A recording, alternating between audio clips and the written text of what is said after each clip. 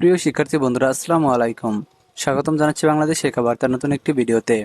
2024 সালের এইচএসসি পরীক্ষার্থীদের রেজাল্টের সিদ্ধান্ত এতে দেরিতে আসার কারণ কি? তারা কি বৈষম্যহীন আন্দোলনের ভয় পাচ্ছে তাহলে? এখন এটা নিয়ে কিন্তু অনেকের মনে কিন্তু কল্পনা জল্পনা নানা ধরনের প্রশ্নের সৃষ্টি হয়েছে। কারণ দেখা গেছে যে এর আগে অনেকগুলো আন্দোলন করেছে শিক্ষার্থীরা। তার মধ্যে একটি আন্দোলনের মাধ্যমে কিন্তু তারা তাদের যে দাবিটা, অর্থাৎ সাবজেক্ট ম্যাপিং এর যে দাবিটা, সেটা কিন্তু তারা আদায় করে নিয়েছে। কিন্তু তাদের সাবজেক্ট ম্যাপিং নেওয়ার উদ্দেশ্য ছিল যাতে তাদের সময় লস না হয়, যাতে তারা ভর্তি পরীক্ষায় অংশগ্রহণ করার জন্য একটা সময় পায়। তাহলে দেখা গেছে যে যাদের পরীক্ষাটা যাতে তাড়াতাড়ি নেওয়া হয় এবং তাদের ইয়ার গ্যাপটা যাতে না হয়। তো এখানে তোমাদের রেজাল্ট দিতে যেহেতু এত সময় নিচ্ছে, 1 মাসের বেশি সময় চলে গেছে, প্রায় 1.5 মাসের মতো সময় চলে গেছে, যে তোমাদের সিদ্ধান্ত এখন পর্যন্ত আসেনি যে তোমাদের রেজাল্টটা কিভাবে তৈরি হবে। তো এখন এটা নিয়েও তো কিন্তু সময় চলে যাচ্ছে। এখন শিক্ষা মন্ত্রণালয় বা শিক্ষা বোর্ডগুলো কি তোমাদের ভয় পাচ্ছে কিনা সেটাও একটা বিষয়। কারণ দেখা গেছে যে তোমরা কিন্তু আন্দোলনের মাধ্যমে কিন্তু তোমাদের দাবিটা আদায় করে নিয়েছ। তারপর যেহেতু এক এক শিক্ষা বোর্ডে এক এক রকমের পরীক্ষা হয়েছে, যেমন ধরো কোনো শিক্ষা বোর্ডে 2টা, কোনো শিক্ষা বোর্ডে 3টা, কোনো শিক্ষা বোর্ডে 5টা, কোনো শিক্ষা বোর্ডে 7টা পরীক্ষা হয়েছে। এখানে শিক্ষার্থীরা কিন্তু আরেকটা আন্দোলন কর্মসূচি ঘোষণা করেছিল, সেটা হচ্ছে যে বৈষম্যহীন রেজাল্ট যাতে প্রকাশিত হয়, কোনো বোর্ড কর্তৃক কোনো বোর্ড যাতে বৈষম্যের শিকার না হয়, অর্থাৎ সকল শিক্ষা বোর্ডের শিক্ষার্থীদের সমানভাবে যাতে দেখা হয়, এটা নিয়ে কিন্তু শিক্ষার্থীরা স্মারকলিপি পর্যন্ত দিয়েছে প্রত্যেকটা শিক্ষা বোর্ডে। এখন নিউজে যেটি উঠে এসেছে সেটা হচ্ছে যে ঢাকা শিক্ষা বোর্ডের অধ্যাপক তমন কুমার সরকার এবং আরো অন্যান্য যারা রয়েছেন শিক্ষা বোর্ডের কর্মকর্তাগণ, তারা কিন্তু বলেছেন যে তোমাদের রেজাল্টটা আসলে কিভাবে প্রকাশিত হবে।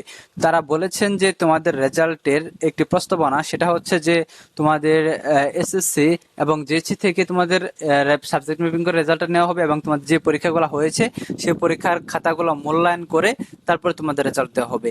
তো এখন সাবজেক্ট ম্যাপিং এর বিষয়টা কিন্তু তোমাদের সাথে তেমন একটা সমস্যা নেই, কিন্তু তোমাদের এই যে পাস অর্থাৎ মূল্যায়ন করা, এখানে দেখা যাবে যে ঢাকা শিক্ষা বোর্ডে 7টি খাতা মূল্যায়ন করবে, সিলেট শিক্ষা বোর্ড 2টি বা 3টি খাতা মূল্যায়ন করবে।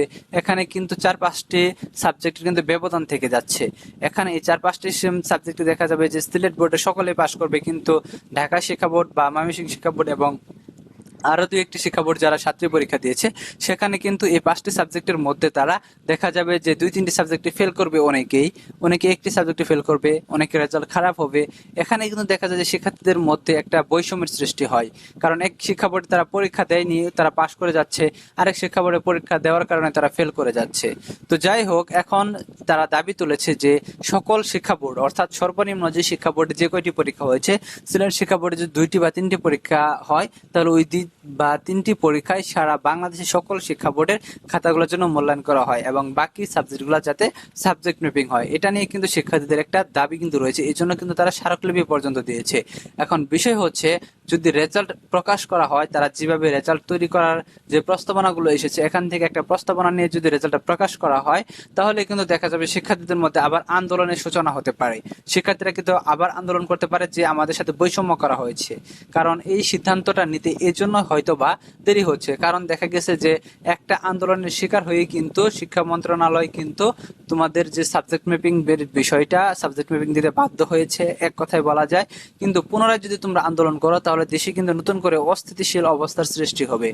তো 14 লক্ষ শিক্ষার্থী, 14 লক্ষ প্লাস প্রায় 15 লক্ষ শিক্ষার্থীর যে এই অপেক্ষাটা, সেটা নিয়েও কিন্তু শিক্ষা মন্ত্রণালয়ের ভাবার প্রয়োজন ছিল। কারণ এতগুলা শিক্ষার্থী এই রেজাল্টের একটি তথ্যের আশায় বসে আছে, অথচ শিক্ষা মন্ত্রণালয় বা নতুন শিক্ষা উপদেষ্টা যিনি রয়েছেন, তিনি কিন্তু এটা মাথায় নিচ্ছেন না যে এতগুলা শিক্ষার্থী, বিশাল সংখ্যক একটা শিক্ষার্থী এই একটা নিউজের একটি তথ্যের আশায় দীর্ঘদিন ধরে অপেক্ষা করছে যে তাদের রেজাল্টটা কিভাবে দেওয়া হবে এবং কয় তারিখে দেওয়া হবে এটা তো পরের বিষয়, কিন্তু রেজাল্টটা কিভাবে প্রস্তুত করা হচ্ছে এটি চূড়ান্ত অনুমোদনও এখন পর্যন্ত আসেনি।